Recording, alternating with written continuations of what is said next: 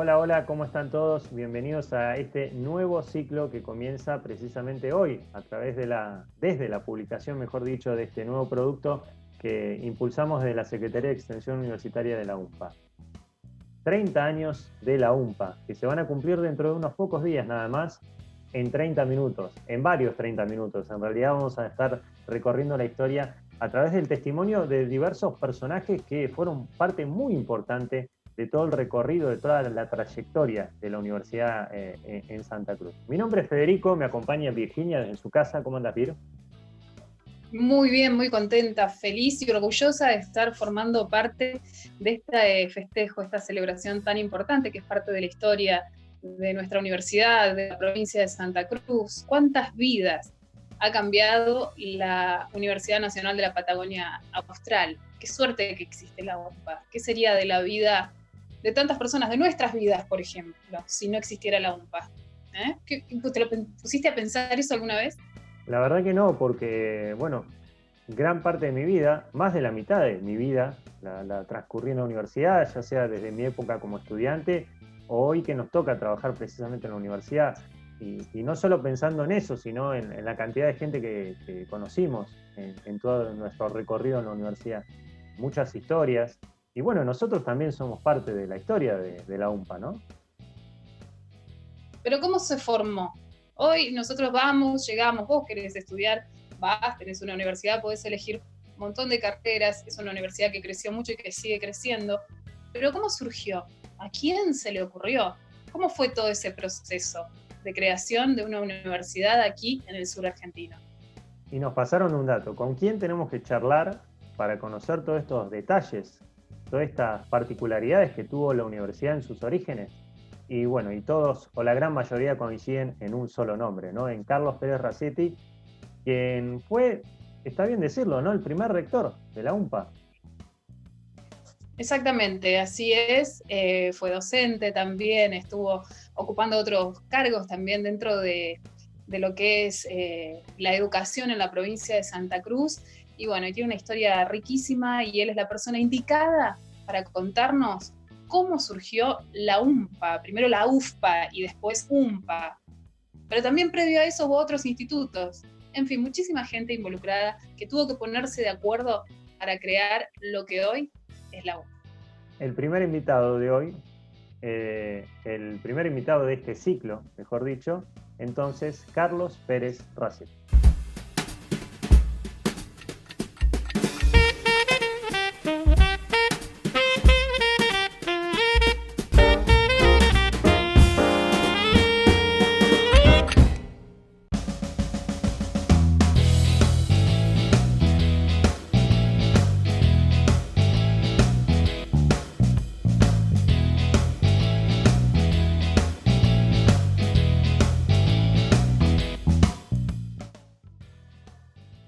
Bueno, lo habíamos adelantado, entonces ya lo tenemos en pantalla a Carlos Pérez Racetti. ¿Cómo andas, Carlos? Muchas gracias por tu tiempo.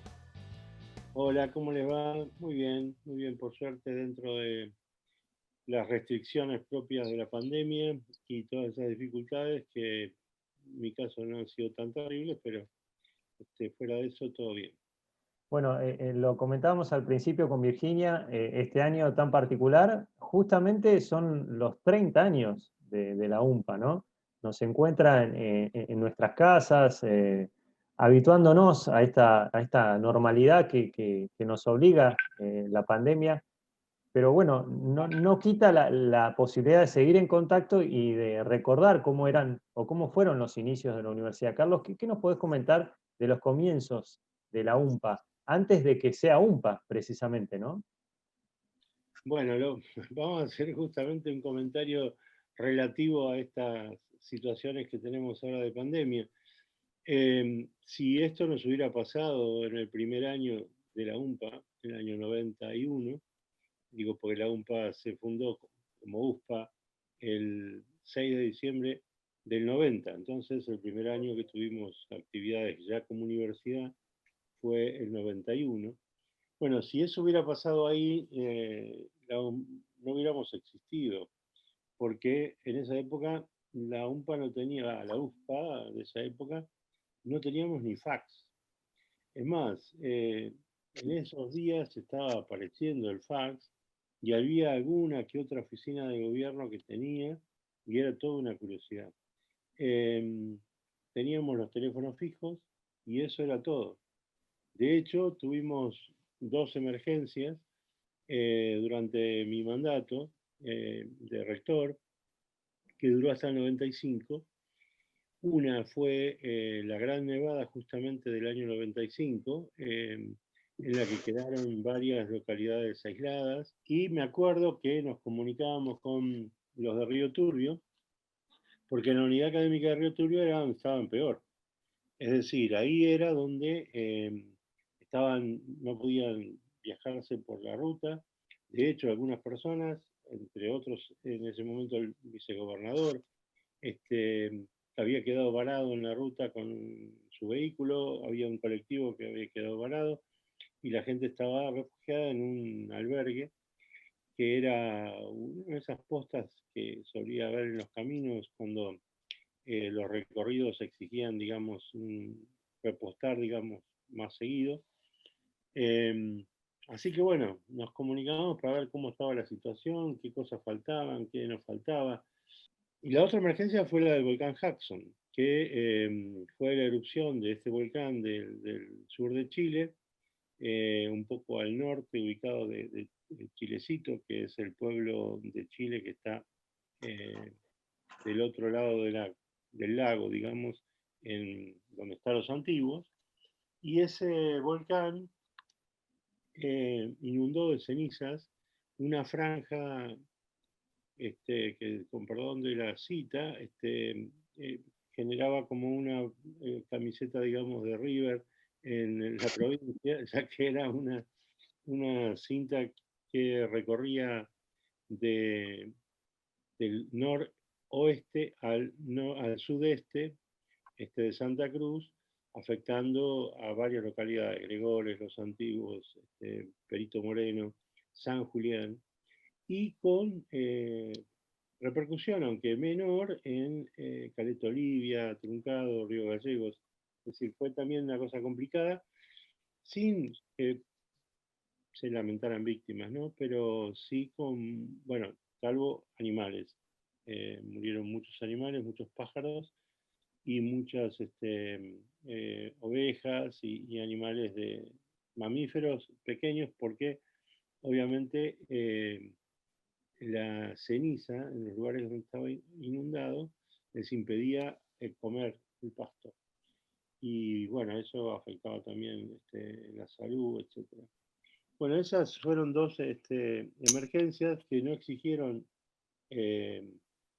aislamiento y donde solo nos podíamos comunicar porque tampoco se podía viajar por la ruta, porque los motores se destruían, digamos.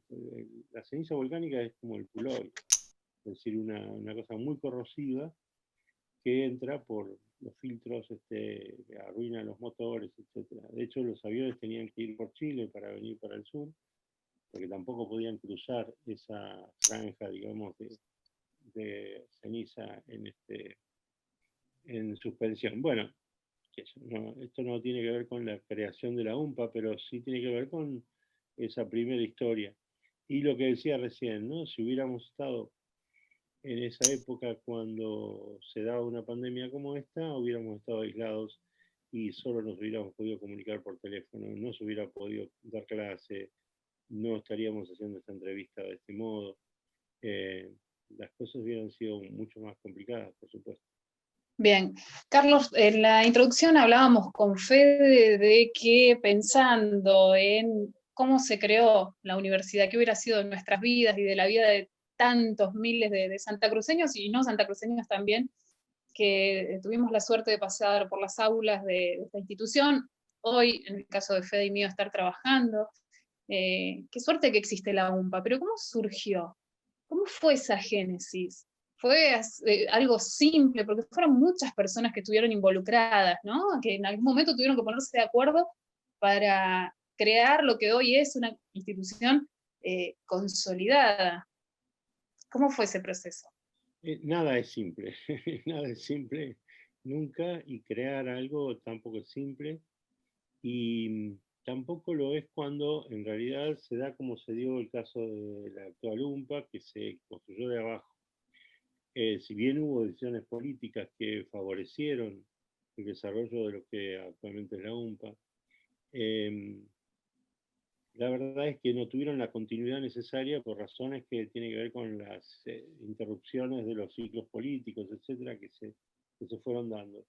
Yo diría que si vamos a contar eso, tendría que decir primero que hubo desde bastante temprano, acordémonos que estamos en una provincia que empezó a funcionar como provincia, dejando ese carácter, digamos, jurídico que ustedes como jóvenes no conocen porque ya nacieron en épocas que no había más territorios nacionales, de territorio nacional, que sería un área dependiente del Poder Ejecutivo, digamos, y sin autonomía, pasamos a ser provincia en el 58. Bueno, en el 63, 5 años después, 1963, con un gobierno democrático, se crea la primera institución de educación superior en la provincia, que fue el IES, Instituto de Estudios Superiores, en Río Gallegos, con algunos profesorados. Pero apenas se crea, se empieza a negociar con la Universidad del Sur y se convierte en Instituto Universitario de Santa Cruz. Es decir, de entrada se pensó en estudios universitarios para la educación superior de Santa Cruz. Y bien, por lo menos en las etapas democráticas. Y esto fue el comienzo, digamos, de la educación superior en Santa Cruz como una institución universitaria que nunca terminó de normalizarse del todo. Estaba previsto, digamos, que se dictara un estatuto, que se eligiera rector por los claustros. Es decir, era una unidad académica de la Universidad del Sur, solo que financiada por el gobierno provincial. Pero estas cosas no se pudieron hacer nunca por muchas razones, pero especialmente porque no hubo continuidad política. Es decir, el gobierno del 63 fue interrumpido en el 63 66, perdón, por el golpe de Estado de Onganía. La dictadura mantuvo las cosas como estaban, pero por supuesto no había elecciones de nada, menos iba a haber elecciones de rector en el IUS de Río Gallegos, digamos, en Santa Cruz.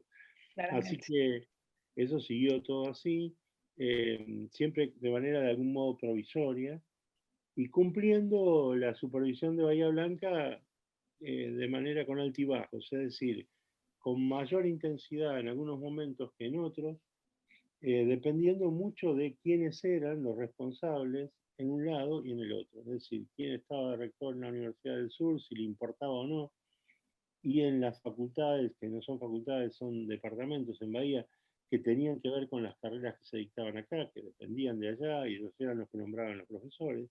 Entonces, según se preocuparan más o menos, las cosas acá funcionaban más seriamente o menos seriamente. Perdón que te interrumpa, Carlos. Cuando decimos acá, estamos hablando, hoy tenemos 4 unidades académicas y cibereducativos en todas las localidades de la provincia. ¿Qué sedes había en ese momento para impartir esta educación? No, olvídate, no había sedes, solamente estaba, el instituto se crea en Río Gallegos. Estamos hablando del 63, es decir, no sé si se había creado 28 de noviembre, por ejemplo, que es una ciudad que se creó ya en el marco de la provincia. De hecho, el nombre de la ciudad, 28 de noviembre, es la fecha en que se promulga la Constitución de Santa Cruz, ¿no? Es decir, es en conmemoración de eso que se hace. Solo en Río Gallegos existió este instituto hasta los años 70, me parece, en que se crean las instituciones de educación superior. Primero, bueno, se crea en realidad en Caleta Olivia, un centro de estudios terciarios, que no se llama de ese modo, se llama Instituto General Belgrano, que era provincial y no universitario, digamos, y desarrolló varias carreras, que después fue parte del armado que dio lugar a la universidad. También durante la dictadura, bueno, en el medio de esto, el instituto Instituto Universitario de Santa Cruz pasó a la nueva Universidad de la Patagonia, Nacional de la Patagonia, que se creó en el año 74, con sedes en Comodoro Rivadavia, Trelew, Caleta Olivia, Río Gallegos y en Río Grande, me parece que también. Lo que pasa es que ni Río Grande ni Caleta Olivia se llegaron a implementar, porque muy pronto vino el golpe de Estado, la dictadura terrible del 76, que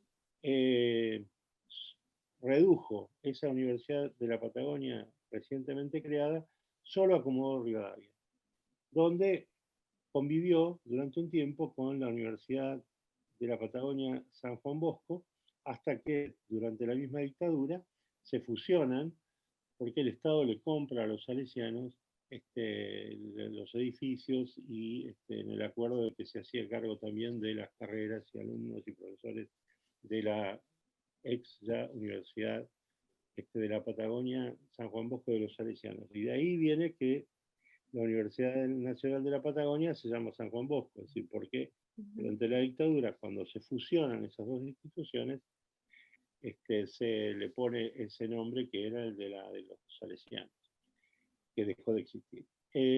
Pero cuando se hizo esto, Santa Cruz quedó fuera.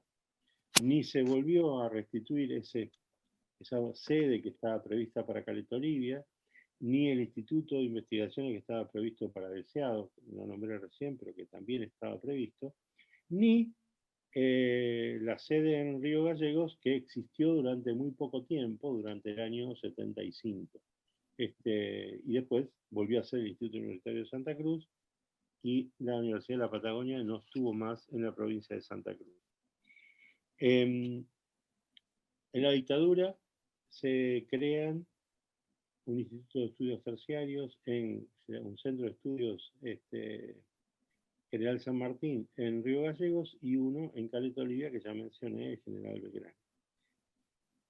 Y se crea después también un instituto de formación docente en Río Turbio. Bien, esas son entonces 4 de las instituciones previas que van a dar lugar a la universidad. Pero vos me preguntabas cómo fue esto y si fue fácil o fue difícil. Bueno, digo, estos hechos se dieron y tuvieron todas estas interrupciones. Entonces, lo que empezó siendo un instituto dependiendo de la Universidad del Sur, siguió de ese modo, pero nunca creció, siempre se mantuvo igual a sí mismo, a pesar de que estaba pensado para que crezca, y el apoyo de una universidad era justamente la forma de crear, digamos, una institución universitaria, como si estuviéramos hablando de un injerto, de un gajo, digamos, de esa universidad. Pero bueno, los golpes de Estado, etcétera, impidieron que esto continuara. La Universidad de la Patagonia tuvo vocación de ser una universidad regional cuando se la crea. Nosotros, soy estudiante del IUS y participé en toda esa movida. Viajé a Comodoro varias veces como representante de los estudiantes. Universidad Nacional Triunfo Popular era nuestro eslogan, digamos.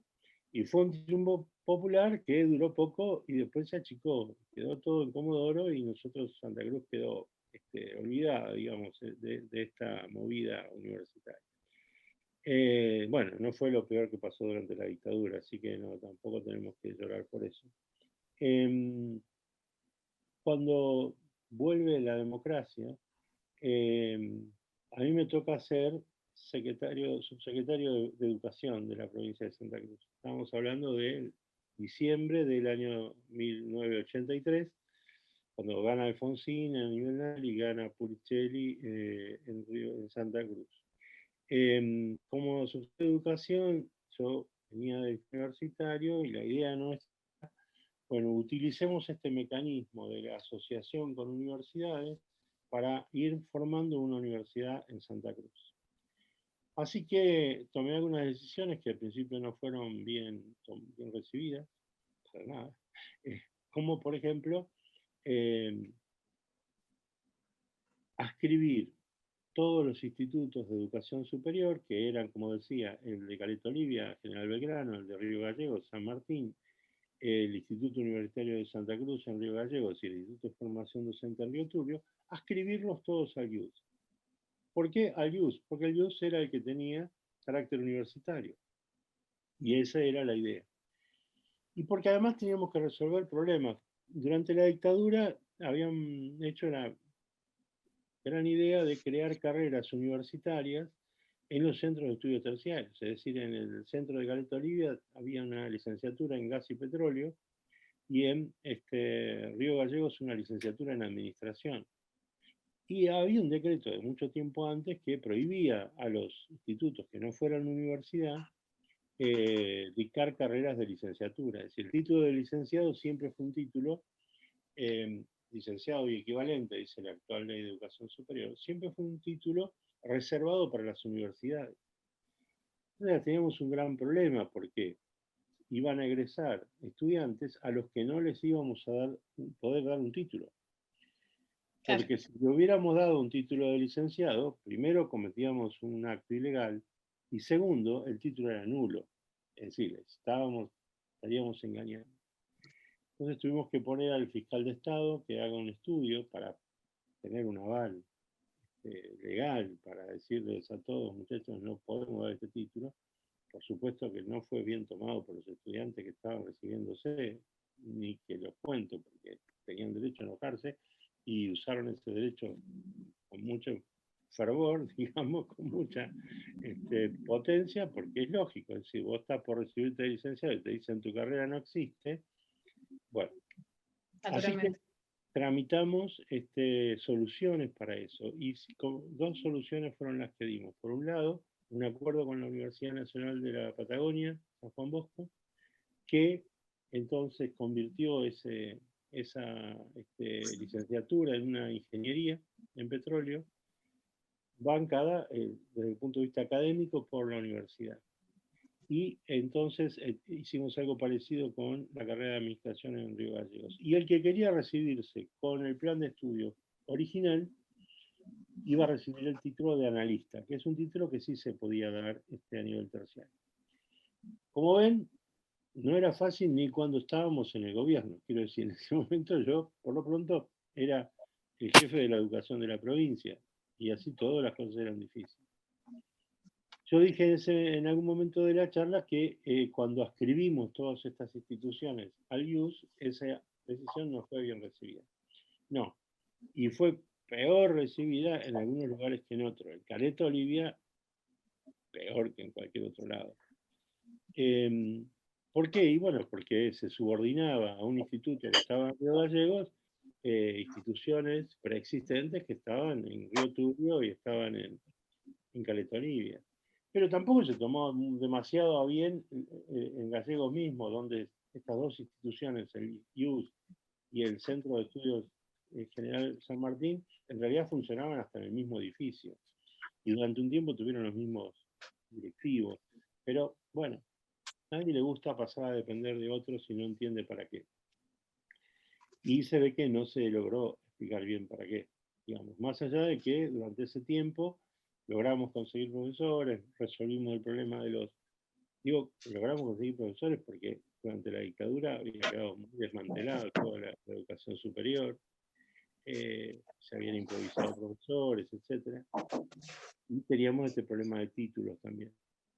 Bueno, después yo renuncié en el año 85 y volví al instituto como profe.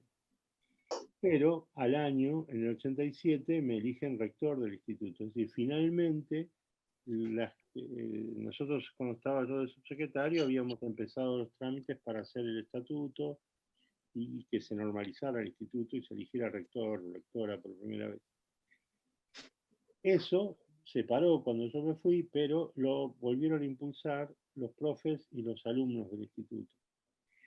Y lograron finalmente que se hiciera la elección. Cuando se hizo la elección, terminé siendo rector yo y vicerrector Enrique Isola, que era del grupo de profesores nuevos que se había radicado en la provincia por gestión, digamos, del gobierno, es decir, con apoyo del gobierno para los viajes, para que vinieran y contratados previamente y todo. buscando ir formando un cuerpo de profesores serio. Bueno, y ahí se dio una paradoja, que era que yo era rector electo en el IUS y rector de prepo en los demás lugares, porque era el Claro. rector del instituto. Y eso, claro, no era bueno, ni los demás estaban contentos con eso. Por lo tanto, lo que hicimos fue, primero no viajé a Caleta Olivia para que me puteen, porque digamos, eso iba a pasar, hasta que no se hicieran buenas las prevenciones y malas relaciones que había.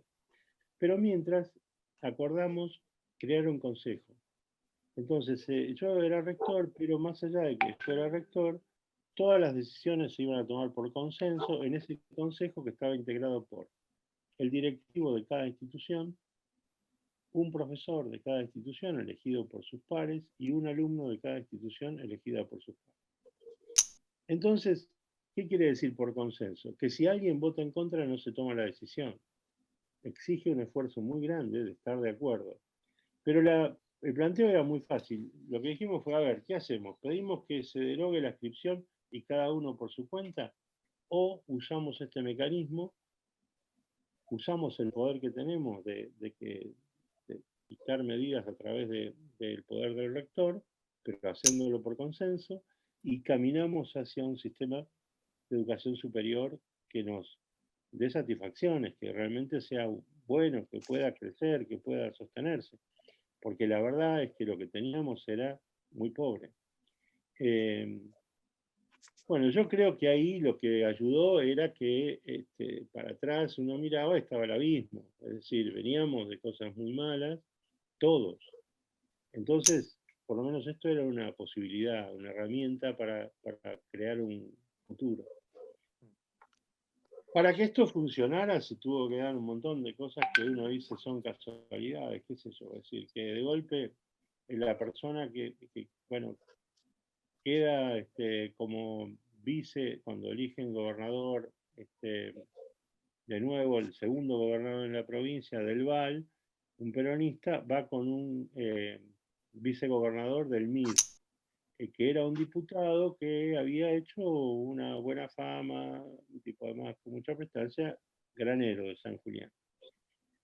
Y él pone en educación gente del MID, entre ellos su secretaria Marta Ambos, que era muy amiga nuestra y que de entrada creyó en nuestro proyecto de universidad. Marta fue imprescindible para apoyarnos, especialmente porque el gobernador del Val tenía mucha desconfianza respecto de nosotros, qué sé yo, como decirle, por ejemplo, bueno, está bien, yo firmo esto, pero usted me cuida de ese zurdito que está ahí porque, bueno, cosas así. Quiero decir, el Val era también un aparato, pero de hecho, después se lo echó por juicio político sus propios compañeros, digamos, del propio peronismo, ¿no? Cosa que también fue importante para que después la universidad se diera, porque con él seguramente no se hubiera podido hacer las tratativas que se hicieron con Tierra del Fuego, que además las llevaba a cabo el zurdito, así que digamos, era medio complicado que estuviera de acuerdo, pero como se lo echó y asumió el Granero, las cosas fueron más posibles. Y también eso nos ayudó con Nación. ¿Por qué? Porque justo Menem, el primer ministro de Educación que había puesto, era Salonia, del MID. Por lo tanto, también conocido de Granero, y eso nos permitió charlas con Salonia con buena onda, quiero decir, a pesar de que el director de educación universitaria de ese momento, ese era el cargo más alto que había en ese momento, nos quería echar y, digamos, decía que era ridículo lo que estábamos proponiendo, etcétera, y que era una universidad ya y todo eso. Entonces, como digo, ayudó gente de afuera, ayudó gente de adentro, toda la gente se puso las pilas y hicieron esfuerzos muy grandes, incluso tratando de evitar que los alumnos se fueran cuando había huelgas, no sé, por ahí no se firmaba, pero se iba a clase. Quiero decir, se solidarizaba con la huelga, pero y las situaciones eran graves. Lo de la huelga no era arbitrario ni caprichoso, es decir, todo ese año que se creó la universidad, el año 91, fue un año en el cual los sueldos se cobraban el día 20, por ejemplo, la mitad del sueldo, y después el mes siguiente, el 10 o algo así, la otra mitad. Bueno, en el país había estabilidad por el 1 a 1, pero en Santa Cruz la situación económica era tremenda, muy conflictiva, todos los gremios hacían paro, así que no había servicios públicos, estaba parado, los judiciales paraban, los educadores paraban. Y bueno, en todo este despelote, toda la comunidad académica de ese gran conglomerado le puso pila, le puso el esfuerzo y lo pudimos ir construyendo. Fuimos de a poco cambiando las reglas del juego para ir cambiando a un modo de funcionar propio de universidad.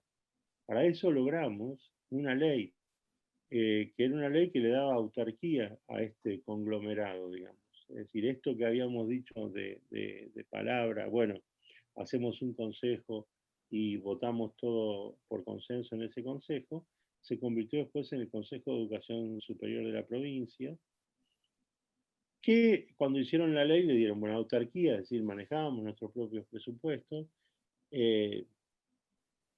poco, muy poco, pero manejábamos por lo menos, podíamos designar a los profes y eso, a las profes, y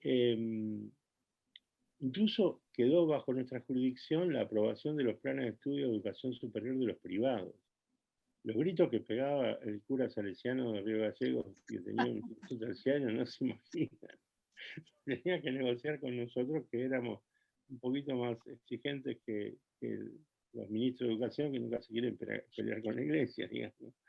Bueno, igual eso duró poco, porque cuando se creó la universidad ya obviamente no, esa función que había quedado pegada ahí, porque lo que se hizo fue una especie de consejo que era una réplica del Consejo de Educación, de toda la educación no superior, digamos, que existe desde la Constitución en Santa Cruz, que sigue existiendo además, bueno, una réplica para la educación superior, ¿no? Eso funcionó hasta que se creó la universidad en el año, a fines del año 90. Y que fue un convenio entre Tierra del Fuego y Santa Cruz, porque además estamos trabajando con Tierra del Fuego para que ellos fueran parte de esta universidad regional. La idea era que el presupuesto lo pusiera la provincia de Santa Cruz, la provincia de Tierra del Fuego, y pedirle también presupuesto a la nación. Algo que no tenía antecedentes todavía en esa época y que no se logró nunca. Pero bueno, como digo, sí, se alinearon los planetas, digamos, y mucha gente puso mucho esfuerzo y habilidad también, ¿no? Esa es la verdad. Bueno, llegamos al final de esta primera parte de Carlos Pérez Racetti, el primer testimonio de este especial 30 años UMPA en 30 minutos. Obviamente, tratándose de un personaje tan importante para la historia de la universidad, no había forma de no tener dos partes, dos unidades del testimonio de Carlos Pérez Racetti, ¿no? Totalmente, porque todo lo que cuenta es muy interesante, el saber que desde ya hace muchísimos años existía educación superior en la provincia y cómo eso se fue transformando hasta unificarse. Ese proceso de unificación fue un trabajo enorme que se logró consolidar, aunar criterios para que hoy tengamos la UMPA, y seguramente todas esas personas que pasaron en ese trayecto, que soñaron con esto, deben estar más que orgullosas con el resultado que obtuvieron. Hay muchas cosas más que nos contó Carlos Pérez Racetti, como lo decíamos recién. Va a haber una segunda parte, así que los invitamos a todos a que nos sigan en nuestras redes y estén atentos a no solo el testimonio de Carlos Pérez Racetti, que es el primero, el inaugural, sino a muchos más que se van a venir. Así que, bueno, es la invitación que hacemos desde el área de la Secretaría de Extensión Universitaria de la UMPA. Así que, bueno, te saludo, Virginia, y será hasta el próximo encuentro virtual, lógico, no queda otra. Queda otra. Será hasta el próximo encuentro entonces, Fede, y vamos a seguir descubriendo y registrando esta historia de nuestra UMPA. Chau, chau. Chau.